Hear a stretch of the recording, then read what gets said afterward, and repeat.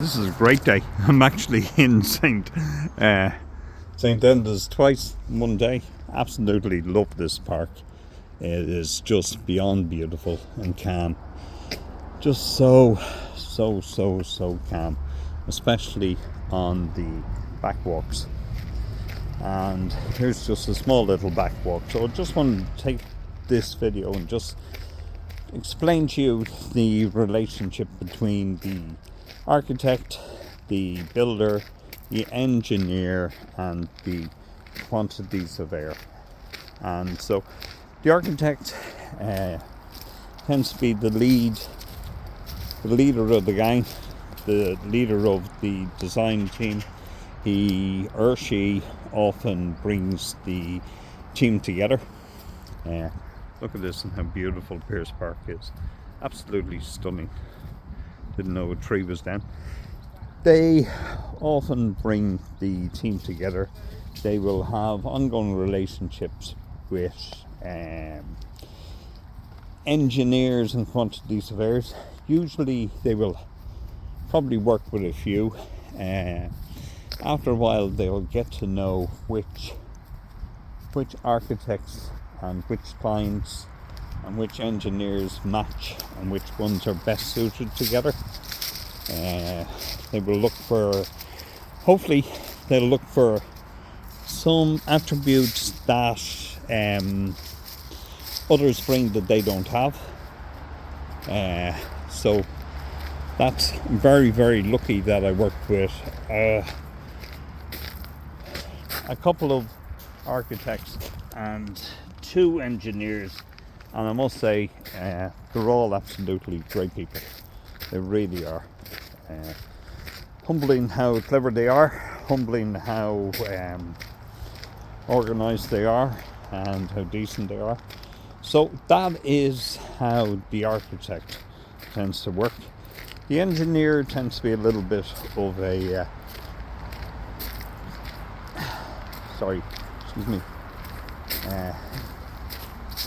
the engineer tends to be a little bit of a depending upon the scope of the job, tends to be in and out. Might not necessarily come to site visits, maybe initially would, but might necessarily be needed at site visits, because his job is more to liaison directly with the builder and to come and to certify when the foundations are ready, when the foundations are poured, rising walls, then when the slab is done, then when the block work is done, then when the roof is put on. And once the structure's done, they're kind of out of there. There's one guy I work with and he's an absolute gentleman. And you've never seen anybody in the whole of your life run faster and get out of a job site as soon as people start talking about finishes and colours and curtains and carpets and so forth. The guy's gone.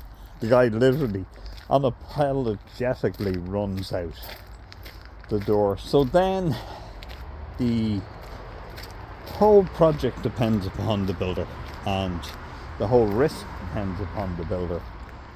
And you hope then that the whole financial burden is also worth the builder's risk as well, because if it isn't, it doesn't work. It may work short term, but it doesn't work long term. It doesn't work as an industry if the builder who's carrying all the risk essentially isn't making financial money.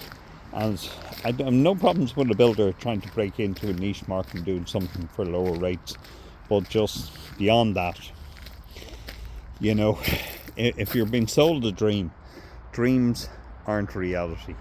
If it looks too good, it is too good. So the builder carries a huge burden to coordinate all of the subcontractors, to coordinate all the logistics, to coordinate all of the works, all of the materials, and to do this efficiently. Virtually impossible to do this alone. So you often find that a wife may be looking after the accounts, or a brother, maybe a foreman, or a brother-in-law, you find that there is usually a family connection of people that are trusted, and that puts a huge burden on the builder too. So not only is he providing for his immediate family, but now he's also, on some level, while there is an exponential burden on him to keep this going, because now sister-in-laws, brother-in-laws, nieces and nephews are, while everybody's working hard for their money, it's been generated by one individual. So it's not without its burdens and complications, and you often see it in family businesses. There used to be a great management consultant years ago, and he used to go into family businesses and do analysis on them. And what was very, very clear from it, the similar patterns from the infantileness and from childhood and family dynamics were now being played out in this scenario. And I know one builder, for whatever reason, was separated from his family as a childhood, and profound grief and pain and loss for the man. Lovely, lovely man. You wouldn't believe it if you saw him. He looks like a rock star. Very handsome man. Looks like somebody could be in Hollywood in movies. Genuinely mean that. Very decent man. But all of his family members, his mother, his father, his brothers, and even his auntie, all work within his company. And you can see the unconscious process of bringing that back, and then that's at an extreme. But that is not unusual, and I'm not saying that's toxic, not in the slightest.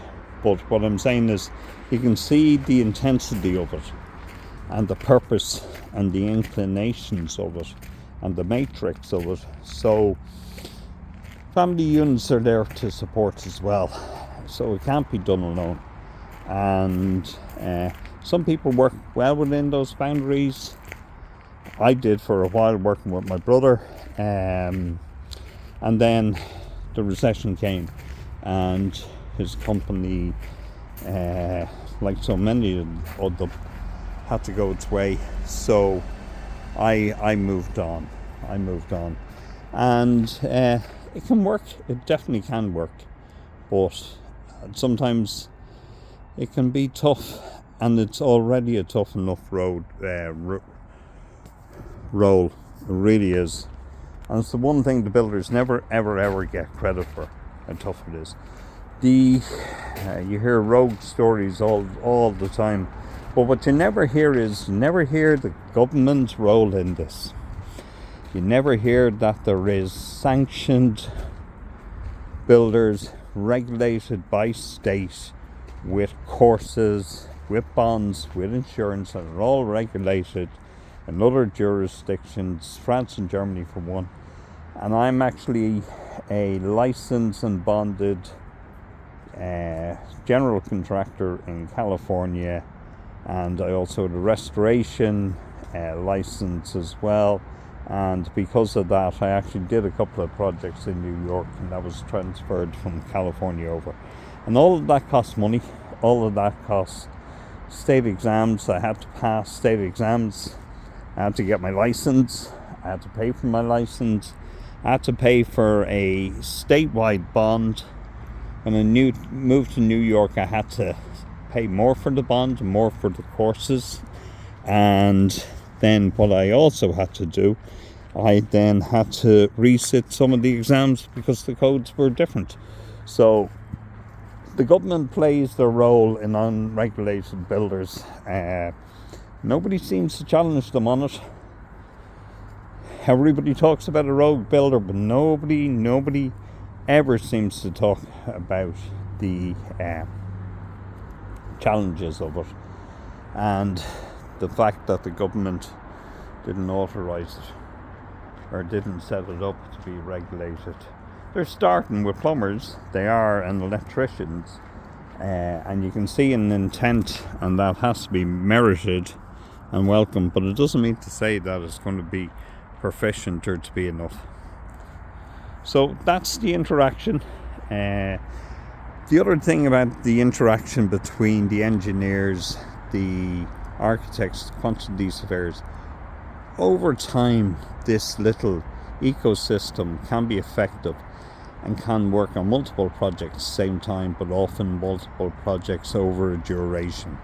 So people become predictable.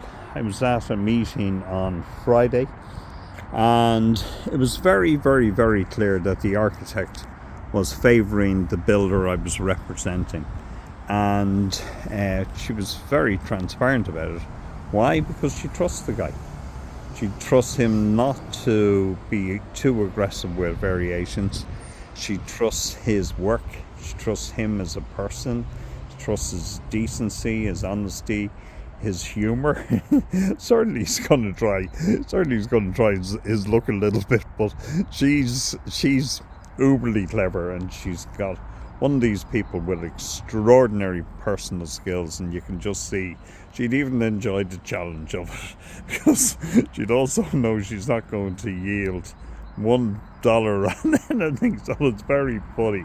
But having said that, you can see the chemistry between them was one of professional recognition and appreciation on both sides. So that's the interaction of those parties, guys. You can go into more details, you can break it down into sub roles, duties, functions, but that's the interaction in a general sweep.